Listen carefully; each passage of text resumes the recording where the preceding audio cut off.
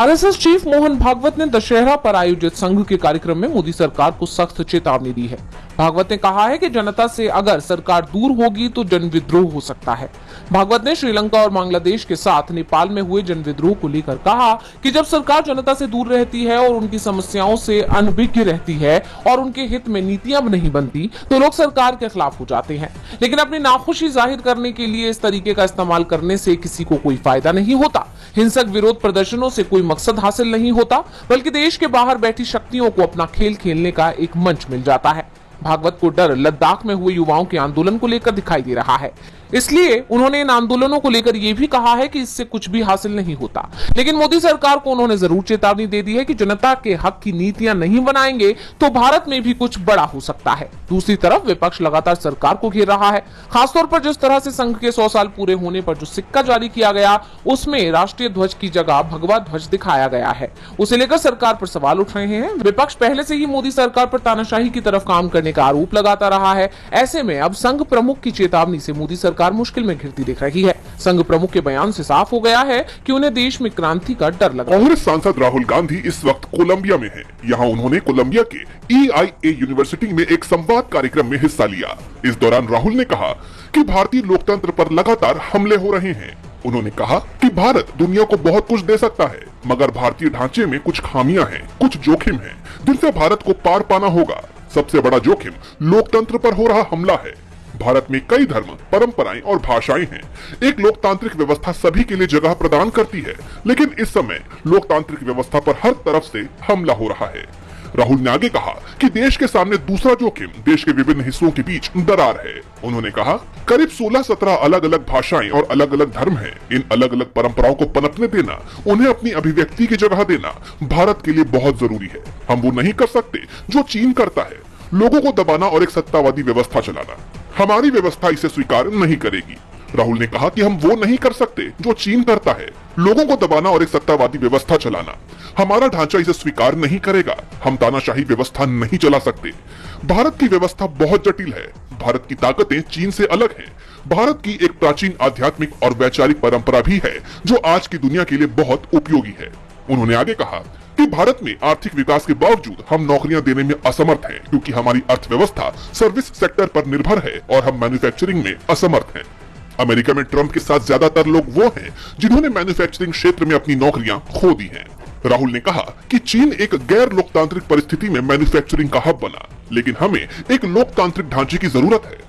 हमारे लिए चैलेंज लोकतांत्रिक व्यवस्था के भीतर मैन्युफैक्चरिंग का एक ऐसा मॉडल विकसित करने का है जो चीन को टक्कर दे सके। 30 सितंबर को बिहार SIR की फाइनल ड्राफ्ट लिस्ट जारी हुई, जिस पर दावा आपत्ति की आखिरी तारीख 3 अक्टूबर की है। भले ही विपक्षी पार्टियों ने 30 तारीख से अभी तक इस मामले पर कुछ खुलकर जाहिर नहीं किया है, लेकिन माना जा रहा है कि दावा आपत्ति के आखिरी दिन वो चुनाव आयोग को घेरने वाले हैं। फिलहाल कांग्रेस समेत बिहार में विपक्षी खेमे के बाकी दल ड्राफ्ट और आखिरी वोटर लिस्ट के विरोधाभासी पहलुओं, जोड़े या काटे गए नामों की संख्या और पूरी प्रक्रिया में कथित गड़बड़ियों का गहराई से अध्ययन कर रहे हैं।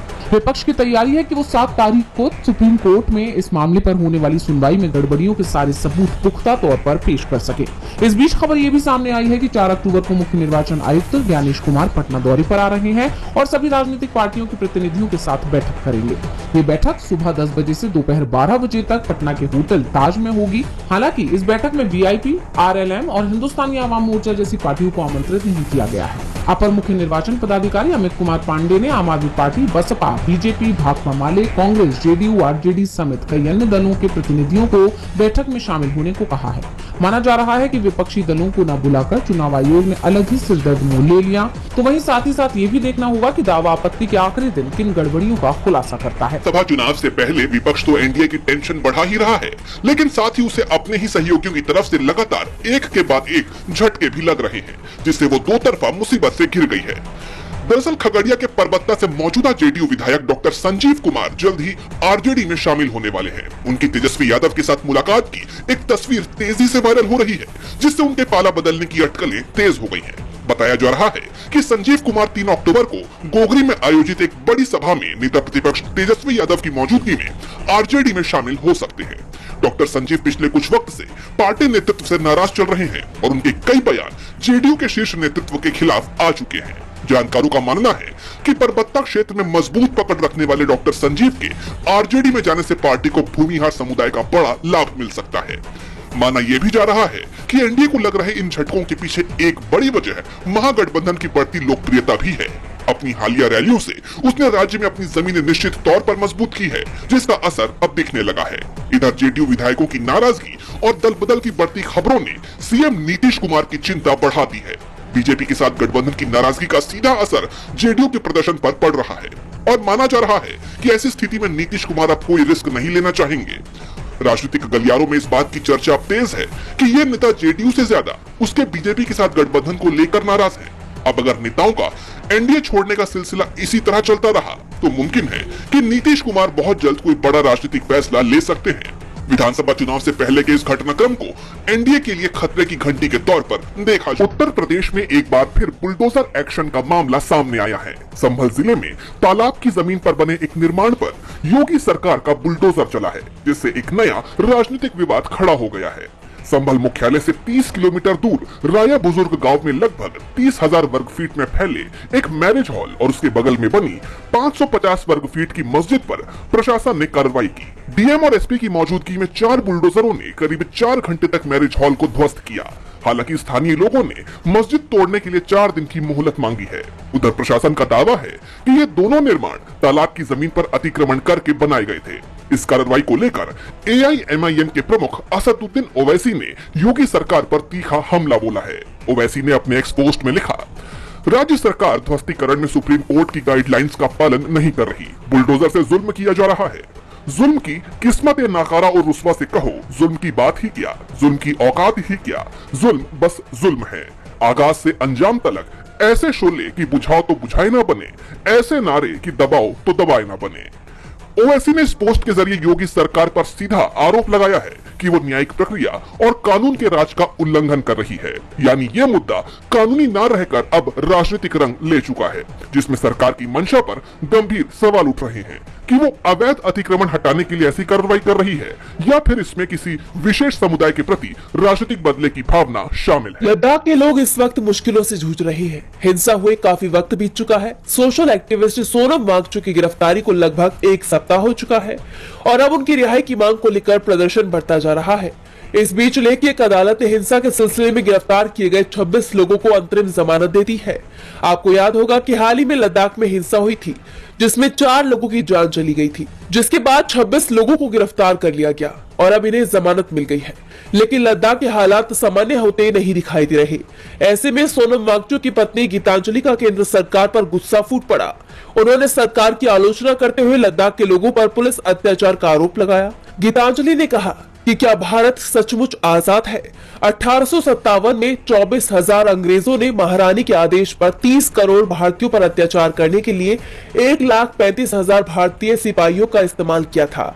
आज गृह मंत्रालय के आदेश पर 1 दर्जन प्रशासक 2,400 लद्दाखी पुलिस का दुरुपयोग करके 3 लाख लद्दाखियों पर अत्याचार कर रहे हैं। वांगचुक की पत्नी के आरोपों से केंद्र सरकार घिरती जा रही है। ऐसे में सीनियर वकील प्रशांत भूषण ने भी सवाल उठाए हैं।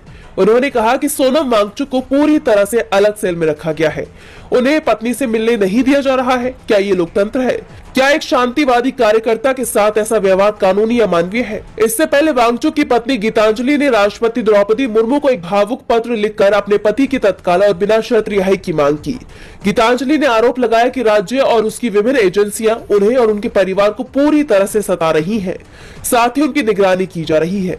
अब इन आरोपों पर सरकार क्या जवाब देती है, इस पर सबकी नजरें। इस सरकार के राज में भारत के रिश्ते उसके करीबी देशों से धीरे धीरे खराब ही हो रहे हैं। अमेरिका तो लगातार भारत को झटके दे ही रहा है। राष्ट्रपति डोनाल्ड ट्रंप एक के बाद एक फैसला ले रहे हैं, जिससे भारत की मुश्किलें बढ़ गई है। और अब भारत के एक और करीबी देश ने, जो खुद को भारत का दोस्त बताता है, उसने भी भारत को झटका दे दिया है, जिसमें पहला नाम है फ्रांस का।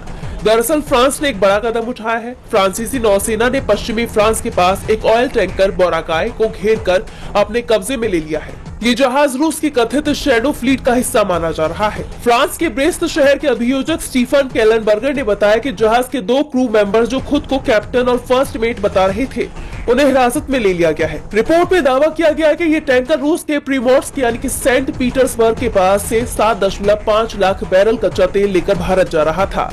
लेकिन इसे फ्रांस की नौसेना ने रोककर सेंट नाजेर की तरफ मोड़ दिया। वहीं दूसरी तरफ क्रेमलिन ने इस घटना पर कोई जानकारी होने से इनकार किया है, लेकिन यूरोप में इसे रूस की रणनीति से जोड़कर देखा जा रहा है। दरअसल रूस पर तेल व्यापार पर प्रतिबंध है और कहा जाता है कि उसकी शैडो फ्लीट जैसे जहाजों का नेटवर्क है जो बार बार नाम और रजिस्ट्रेशन बदलकर तेल की तस्करी करते हैं। यानी एक तरह से कहा जा सकता है कि फ्रांस ने रूस से भारत की तरफ आ रहे तेल के रास्ते में अड़ंगा लगा दिया है, जिससे साफ है कि कहीं ना कहीं उसने भी भारत को झटका